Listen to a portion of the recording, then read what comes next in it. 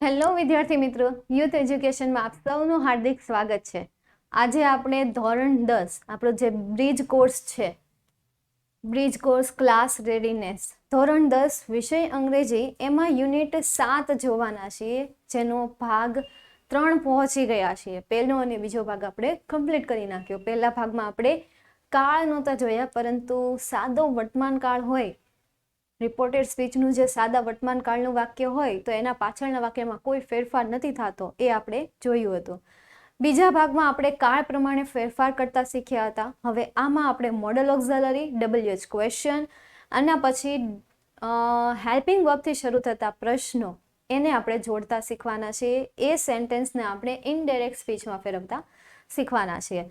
એની શરૂઆત કરું એ પહેલાં હું તમને જણાવી દઉં કે યુથ વિદ્યાકુલની ટીમ માસ્ટર ક્લાસ શરૂ કરી રહી છે ધોરણ 9થી લઈને ધોરણ 12ના વિદ્યાર્થીઓ માટે. ધોરણ 9માં મેઇન 4 વિષય ભણાવવામાં આવશે, સેમ એ જ ધોરણ 10માં 4 વિષય ભણાવવામાં આવશે. ત્યાર પછી ધોરણ 11 અને 12 કોમર્સમાં મેઇન 5 વિષય ભણાવવાના રહેશે. હવે માસ્ટર ક્લાસ એટલે કે તમારે ઓનલાઈન ક્લાસ, ઘરે બેઠા બેઠા આ ક્લાસ તમારે અટેન્ડ કરવાના છે. એ ક્લાસ તમે ક્યાં અટેન્ડ કરશો? તો વિદ્યાકુલની એપ્લિકેશનમાં એ ક્લાસ તમારે અટેન્ડ કરવાના રહેશે.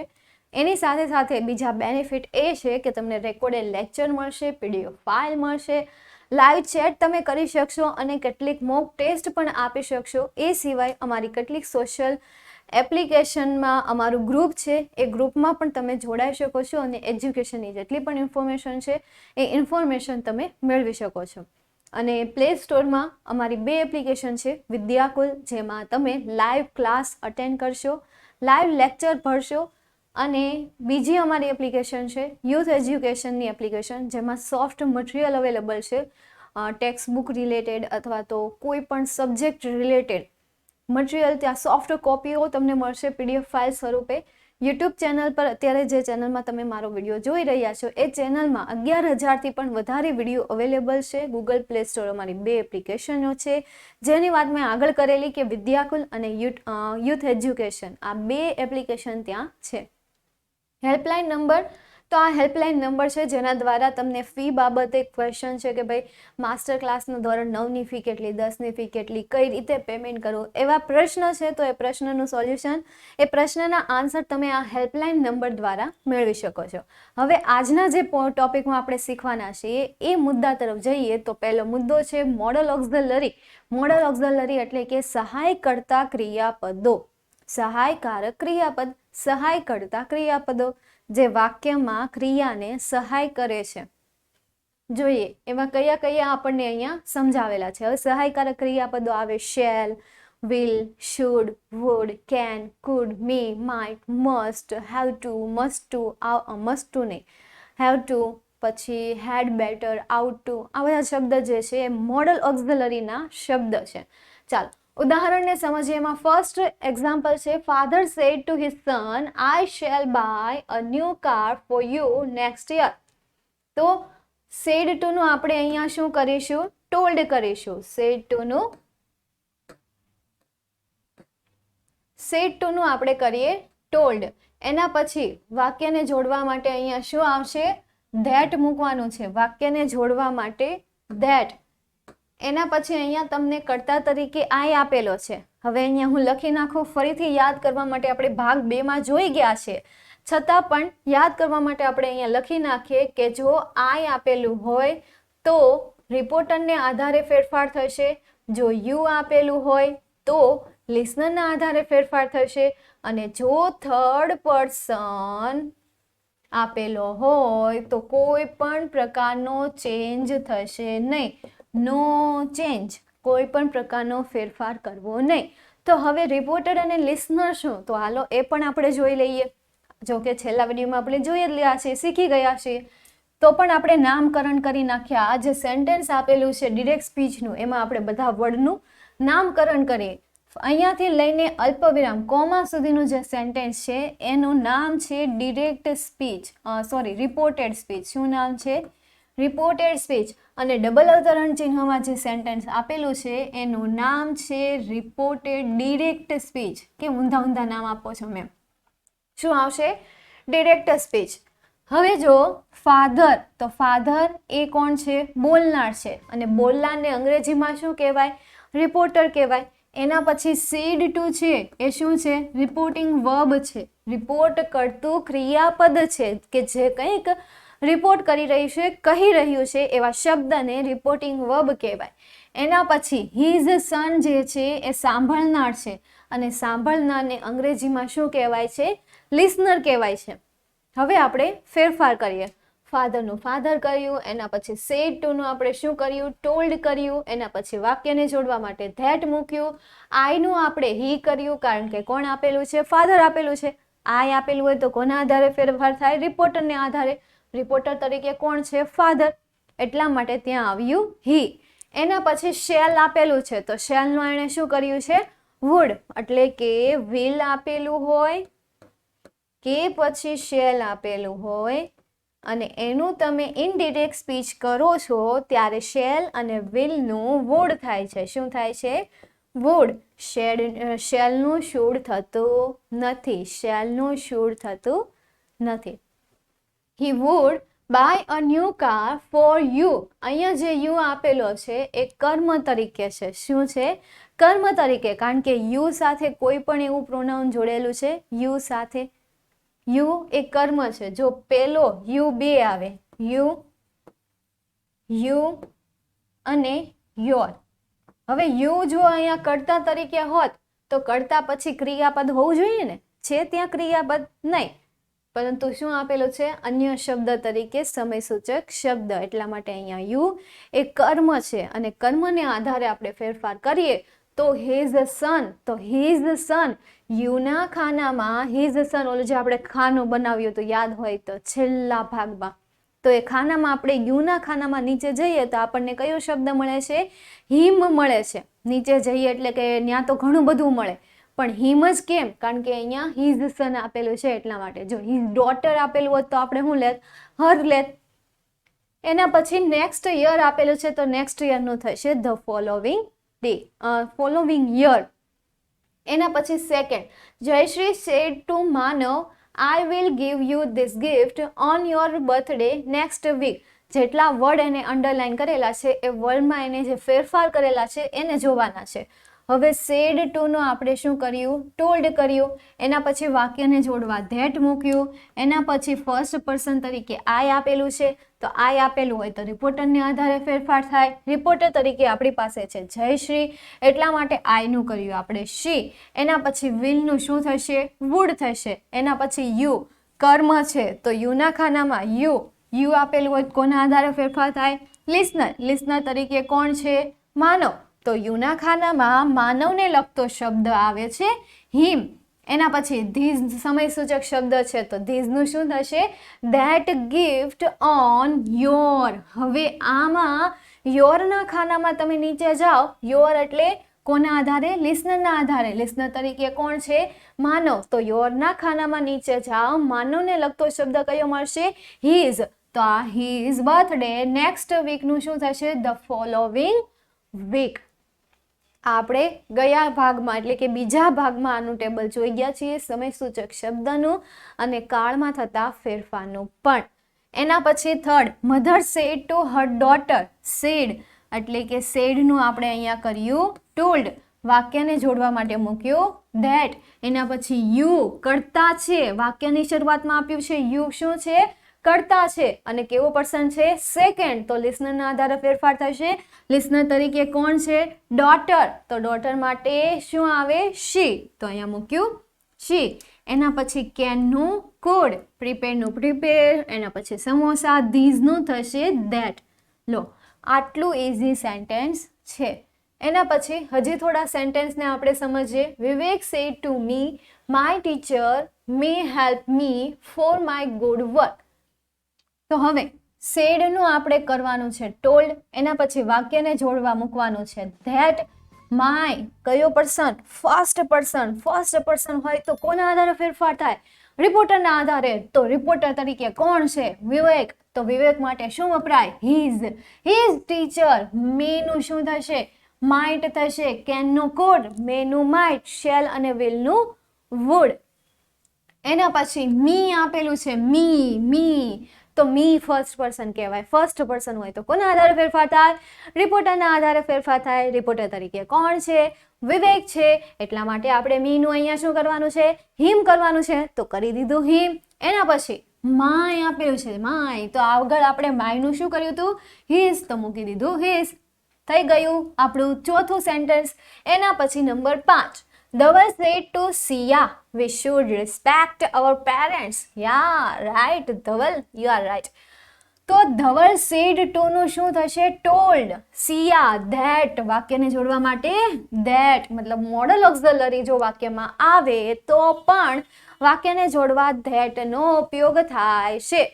એના પછી વી નું થઈ ગયું દે. આમાં તમારે કંઈ જોવા નહીં જવાનું. વી આપ્યું હોય તો મૂકો દે. એના પછી શુડનું શુડ જ રહેશે, રિસ્પેક્ટનું રિસ્પેક્ટ, અવરનું થશે ધેર પેરેન્ટ્સ, તો આ પણ થઈ ગયું. એના પછી number 6, Riya said to Dhaval. હવે રિયા ધવલને કહે છે, શું કહે છે?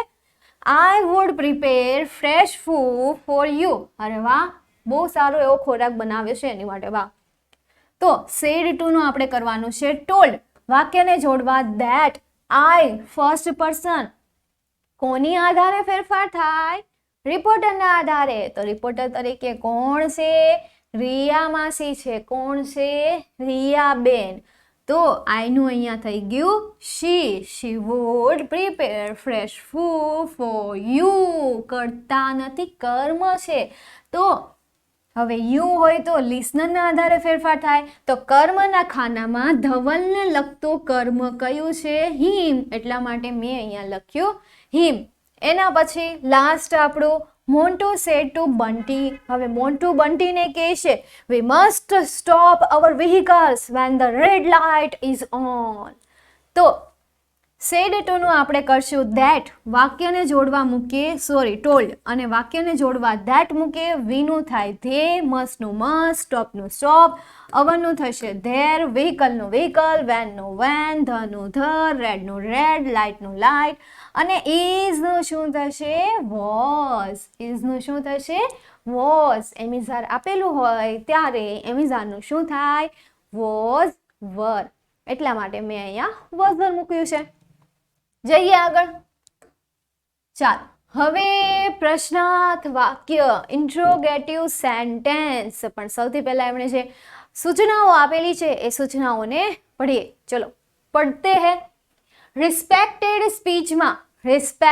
સ્પીચમાં શું આવે?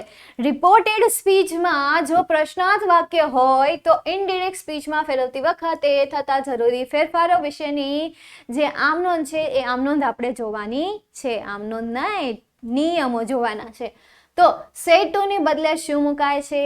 આસ્ક્ડ મુકાય છે. જ્યારે રિપોર્ટેડ સ્પીચ પ્રશ્નાર્થ વાક્યમાં હોય અને એને તમે ઇનડિરેક્ટમાં નાખો છો ત્યારે એમાં આસ્ક્ડ મુકાય છે. કોની જગ્યાએ? રિપોર્ટિંગ વર્બની જગ્યાએ. રિપોર્ટિંગ વર્બની જગ્યાએ સેડ ટુ એટલે શું થયું? Reporting verb. એના પછી નંબર 2, જો પ્રશ્નાર્થ વાક્યની શરૂઆત ઇન્વર્ઝન ક્વેશ્ચન થી થઈ હોય. ઇન્વર્ઝન ક્વેશ્ચન યાદ કરો. ઇન્વર્ઝન ક્વેશ્ચન આપણે ક્યાં ભણ્યા? બ્રિજ કોર્સમાં જ ભણ્યા. બાકી આમ ખબર નહોતી કે આને ઇન્વર્ઝન ક્વેશ્ચન કહેવાય. Inversion question, am, is, are, was, were, have, has, had, shall, will, can, could, may, must, should, would, must, do, does કે did. આને કહેવાય ઇન્વર્ઝન ક્વેશ્ચન થી શરૂ થતા પ્રશ્ન. આનાથી જો વાક્યની શરૂઆત થઈ હોય તો ત્યારે સંયોજક તરીકે ઇફ અને વેધર મુકાય છે. ઇફ અને વેધર મુકાય છે. પહેલા આપણે ધેટ મૂકતા હતા, સાદા વાક્યો હતા એટલા માટે. હવે પ્રશ્નાર્થ વાક્ય આવી ગયા છે. જો પ્રશ્નની શરૂઆત ઇન્વર્ઝન ક્વેશ્ચન થી થઈ હોય, ઇન્વર્ઝન વર્ડ થી થઈ હોય તો ત્યાં સંયોજક તરીકે ઇફ અને વેધર મુકાય છે. પણ જો પ્રશ્નની શરૂઆત WH ક્વેશ્ચનથી થઈ હોય એટલે કે who, what, where, when, why, which, when, how થી થઈ હોય તો ત્યારે WH શબ્દ પોતે જ આવે છે.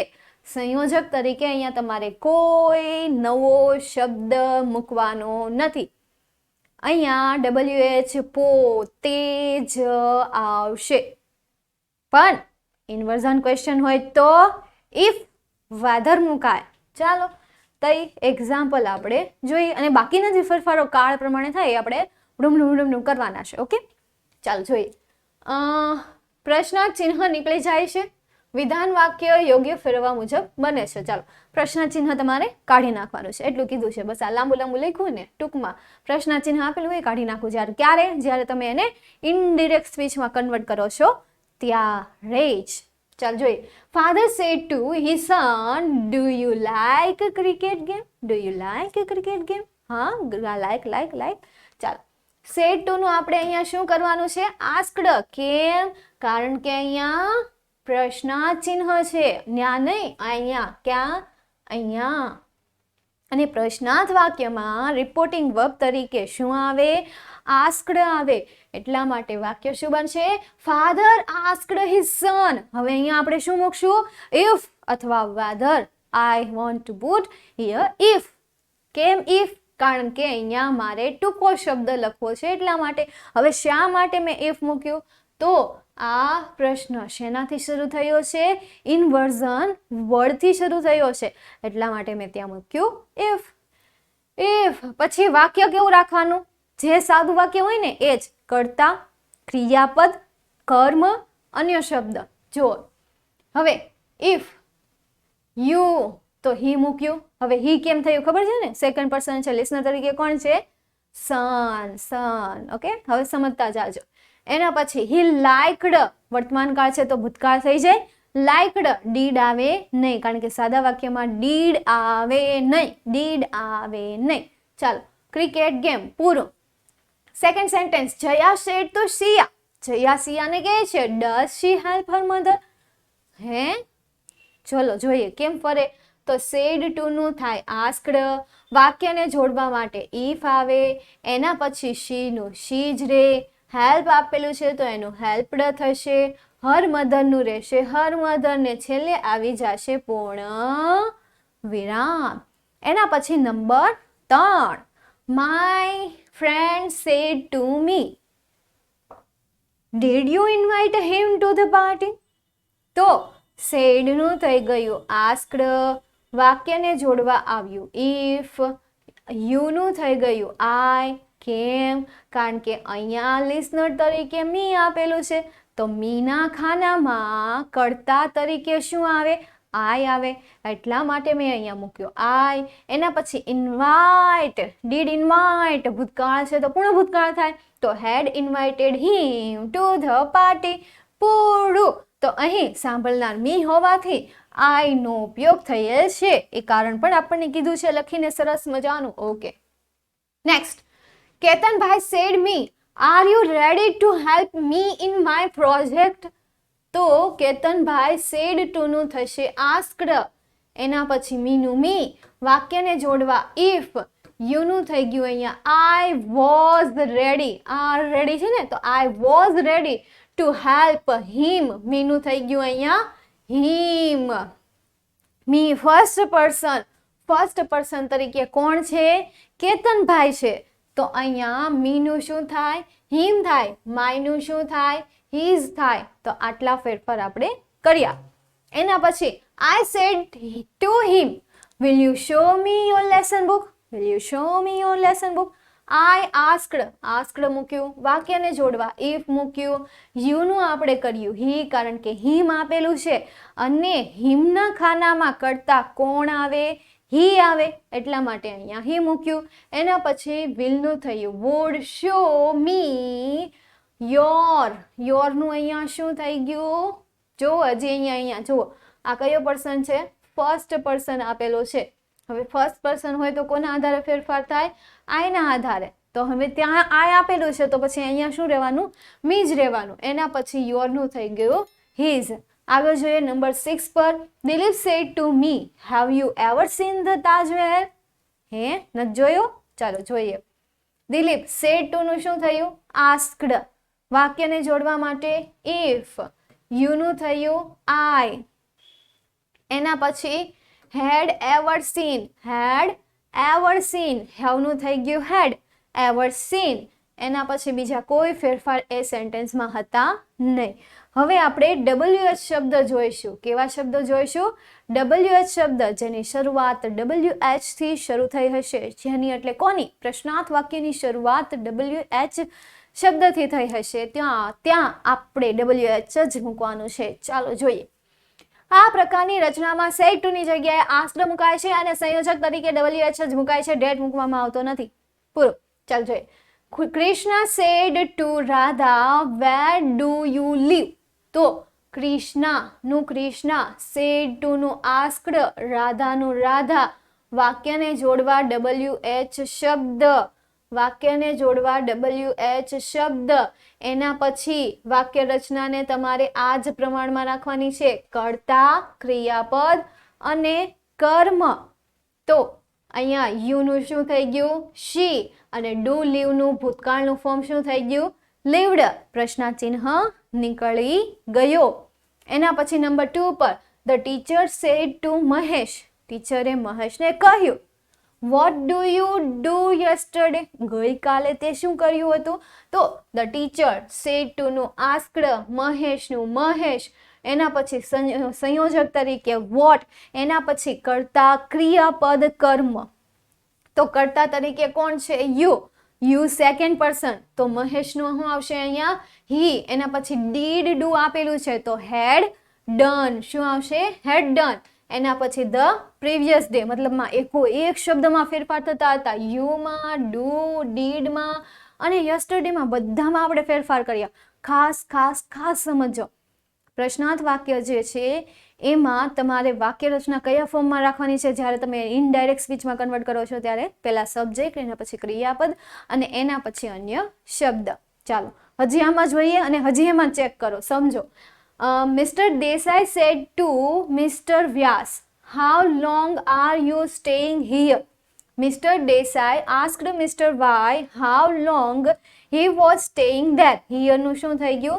There થઈ ગયું. You નું શું થઈ ગયું? He થઈ ગયું. R નું શું થઈ ગયું? Was. Staying નું staying. WH વાળા ક્વેશ્ચન છે ને એમાં દરેક શબ્દોમાં ફેરફાર થશે. ચાલો હજી આપણે વધારે એક્ઝામ્પલ જોઈશું. તો the conductor said to me, what you have given me? તો એનો ઇનડિરેક્ટ સ્પીચ શું થયું? The conductor asked me what I had given him. તો asked, said to નું asked થયું. એના પછી what નું what. એના પછી you નું થઈ ગયું have. એના પછી you નું થઈ ગયું I. have નું થઈ ગયું had. given નું given. me નું him. ચેક કરી લેજો શા માટે me નું him થયું. ઓકે. એના પછી Mr. Shah said to students, which is the paper way to answer this question? Mr. Shah asked the students which was the paper way to answer that question. હવે આમાં વાક્ય રચના બદલાશે. જો કઈ રીતે? ખાલી whichમાં યાદ રાખજો. which અને was જેવા જે વાક્ય રચના છે એની વાક્ય રચના થોડી ચેન્જ થાય છે કારણ કે એમાં પહેલા કર્મ આવે છે which was. જો Mr. Shah asked a student, said to નું થયું આસ્ક્ડ, વાક્યને જોડવા માટે which. એના પછી was. એના પછી the proper way to the answer this question નું થયું that question. શા માટે આવું થયું? એટલા માટે આવું થયું કારણ કે આમાં કરતા હતો નહીં. એટલા માટે જેવું સેન્ટેન્સ હતું એવું ને એવું એમાં જે ફેરફાર થતો હતો એ ફેરફાર કરીને મૂકી દીધું. આગળ જોઈએ. Sia said to Dev, when will you celebrate your birthday? Sia asked Dev when he would celebrate his birthday. Said નું થયું asked. સંયોજક તરીકે મૂક્યું when. એના પછી you નું થયું he.